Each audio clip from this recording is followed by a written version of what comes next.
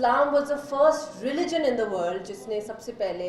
عورتوں کو ان کے حقوق دیے تھے کہ وہ ایک انسان ہے. اس دور میں ویمن بچی کو پیدا ہوتی تھی تو اس کو زندہ دفنا دیا جاتا تھا. تو اس اسٹون ایج کے دور میں عورتوں کو وہ عزت کا وہ مقام جو ہمیں ہمارے مذہب نے دیا, حضور پاک صلی اللہ علیہ وسلم نے دیا, اور حضرت خدیجہ, کیونکہ آج میں ایک چیمبر میں ہوں,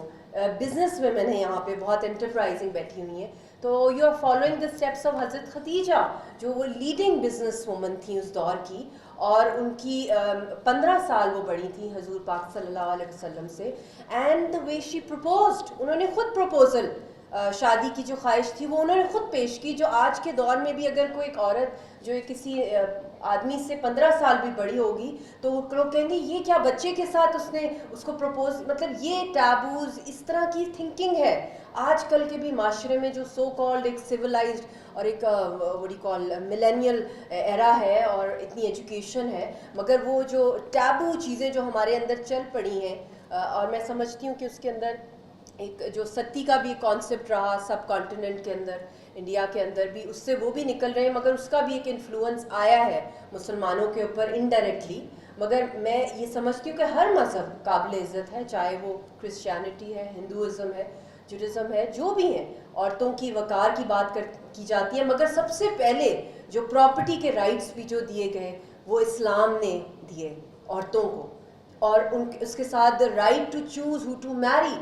دا رائٹ ٹو ڈیورس, یہ وہ رائٹس ہیں جو کہ اس کے اوپر اگر دنیا اب امپلیمنٹ کر رہی ہے تو یہ بہت 100 سال پہلے کی بات ہے جب ہمارا مذہب آیا تھا. تو we need to get back to that spirit of Islam and encourage women men to live in harmony. اور میں سمجھتی ہوں ہمارے میں بھی جو یہاں پہ کھڑی ہوئی ہوں اس وقت, اس میں بہت بڑا سپورٹ میری فیملی کا ہے. میری بہن یہاں پہ بیٹھی ہوئی ہیں, میری والدہ, ہم لوگ کسی سے کم نہیں اپنے آپ کو سمجھتے ہیں, جس طرح مرد بھی کسی بھی فیلڈ میں جا سکتے ہیں. اور کشمیر کی اسٹرگل کی جہاں تک بات آتی ہے تو اس میں یہی کہا جاتا تھا کہ اس کے اندر مجاہد ہی بھیجے جاتے تھے, بیٹوں کو ہی بھیجا جاتا تھا اس اسٹرگل کے اندر, آزاد کشمیر کے ہوں یا وہاں پہ باہر میدان میں لڑکے ہی عموماً زیادہ نکلتے تھے. تو جب مجھے یاسین صاحب کا جب ان کا رشتہ آیا ہمارے گھر پہ بہت سال پہلے,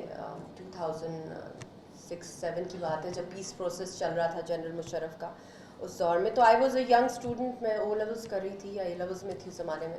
تو میری والدہ کو, کیونکہ والد صاحب کی بھی ڈیتھ ہو گئی تھی, میں پرسنلی باتیں آپ کو اس لیے بتا رہی ہوں کیونکہ جب تک جس طرح ابھی جو یہ ریسر آئی ہیں اور یہ پولیس آفیسر آئی ہیں, انہوں نے اپنی اسٹوریز جو بتائی ہیں, جو چیلنجز یہ بھی گزری ہیں, تو مجھے لوگ آئرن لیڈی ضرور کہتے ہیں, مگر میں کوئی اتنی اسٹرانگ نہیں تھی, نہ میں کوئی آرمی ٹریننگ تھی, نہ میں کوئی ایس ایس جی کمانڈو تھی, کہ میں نے ایک سب سے بڑے ملٹرائز زون میں وہ بھی جا کے ٹکرایا اپنے آپ کو مائسوما کے لال چوک کے اندر جو کہ غازہ اسٹرپ ہے. تو میں تو ایک artist, very shy, very not a wrestler اور اینی تھنگ. تو وہ کیونکہ ڈیسٹنی ہوتی ہے ہماری لائف کے اندر, اور ایک ہماری ایک انر کالنگ ہوتی ہے, اے مین اور a woman, any human being, because اندر تو ہمارے اندر ایک اللہ تعالیٰ نے ایک روح ڈالی ہوئی ہے, تو ایک اندر کی جو ایک آواز ہوتی ہے وہ ایک کالنگ ہمیشہ سے تھی کشمیر کے لیے اور کشمیر کی خوبصورتی, جو ظلم ہو رہا ہے.